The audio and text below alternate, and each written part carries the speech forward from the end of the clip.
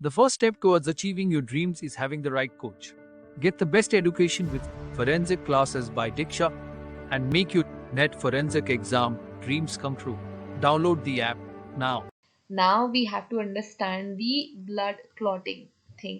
ठीक है, ब्लड का क्लॉटिंग कैसे होती है, ब्लड की क्लॉटिंग कैसे होगी, ब्लड की क्लॉटिंग या कोएगुलेशन ऑफ ब्लड। सो कैसे होता है, ये इंजर्ड टिश्यूज है आपके, टिश्यू यहाँ से क्या हो जाएंगे, रप्चर हो जाएंगे, तभी इंजरी होगी। जैसे ही यहाँ की टिश्यू रप्चर हुए, थ्रोम्बोप्लास्टिन रिलीज होता है, कैल्शियम प्लस प्रोटीन्स रिलीज होती हैं।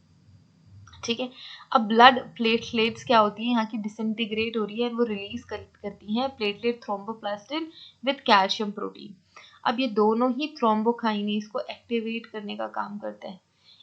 It inactivates heparin and catalyses it. Catalyse करने का मतलब क्या हुआ, कैटालाइज करने का मतलब क्या हुआ, कैटालिज्म या कैटालिज्म कह रही हूँ मैं, सॉरी, कैटालिसिस का या कैटालाइज करने का काम क्या होता है, उस रिएक्शन को फास्टन कर देना।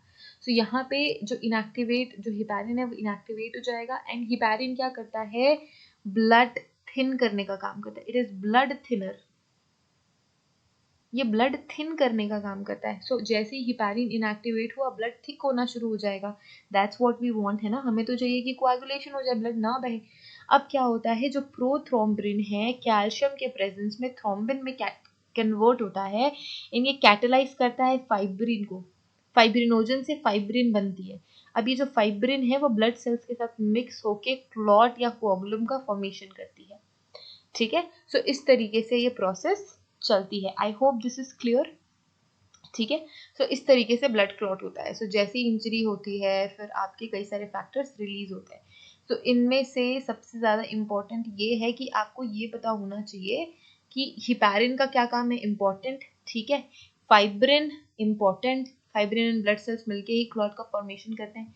फाइब्रिनोजन, फाइब्रिनोजन फाइब्रिन बनाता है, एंड प्रोथ्रोम्बिन से थ्रोम्बिन किसके प्रेजेंस में होता है, कैल्शियम के प्रेजेंस में होता है। सो कैल्शियम इंपॉर्टेंट है, ये याद रखना है। ठीक है, next function of blood. So function क्या है ब्लड का, पता ही है ना।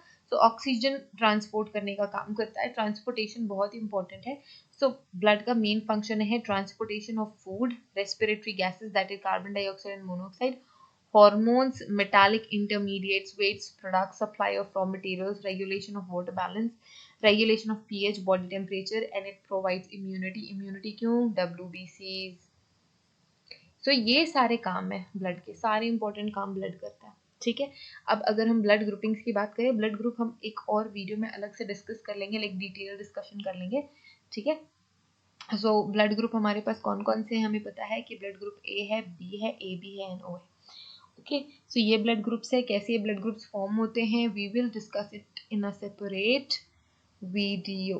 ठीक है, अब यहाँ पे आरएच ग्रुप की भी बात है। आरएच ग्रुप क्या है, रीसिस ग्रुप है, जो कार्ल लैंडस्टीनर ने 1940 में, ठीक है, 1940 में खोजी थी।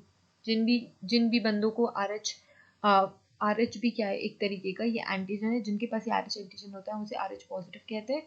जिनकी बॉडी में ये आरएच एंटीजन नहीं होता उसे हम कहते हैं आरएच नेगेटिव। जैसे कि मैं बी पॉजिटिव, मैं बी पॉजिटिव हूँ, मतलब एंटीजन बी भी है और रीसिस बी, रीसिस एंटीजन भी है, दैट्स व्हाई बी पॉजिटिव। अगर आरएच प्रोटीन मेरी बॉडी में नहीं होता या आरएच एंटीजन मेरी बॉडी में नहीं होता तो मैं बी नेगेटिव होती, बट अभी मेरे पास आरएच का एंटीजन भी है तो that I am B positive.